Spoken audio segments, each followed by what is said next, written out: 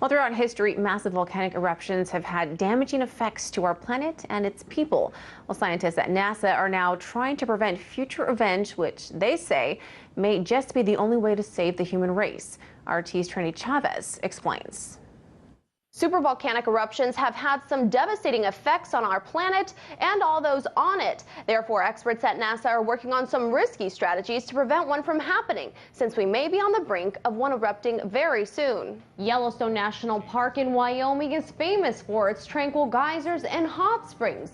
But beneath its beautiful surface of the park lies a massive volcanic chamber that could be on the verge of exploding.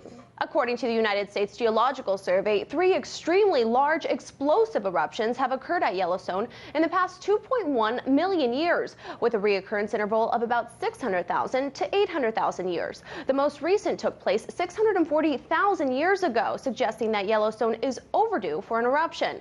But outlets like geysers and hot springs at the park can bleed out some heat, delaying the inevitable eruption. And when NASA experts analyzed the problem, they thought the most logical solution would be to cool the volcano down. NASA has a plan to drill a hole into the side of the volcano and pump water through it. When the water comes back out, it'll be heated to over 600 degrees, slowly cooling the volcano. The team hopes that given enough time, this process will take enough heat from the volcano to prevent it from ever erupting. According to the BBC, Brian Wilcox, a former member of the NASA Advisory Council on Planetary Defense, talked about the actual devastation that could come from an eruption and the risky techniques that the agency is considering for preventing one, including ways that could potentially set one off. The possible plan would drill into the bottom of the Yellowstone volcano using high-pressure water to release heat from the magma chamber. But Wilcox said this could be very risky. He told the BBC this can make the cap over the magma chamber more brittle and prone to fracture, and you might trigger the release of harmful volatile gases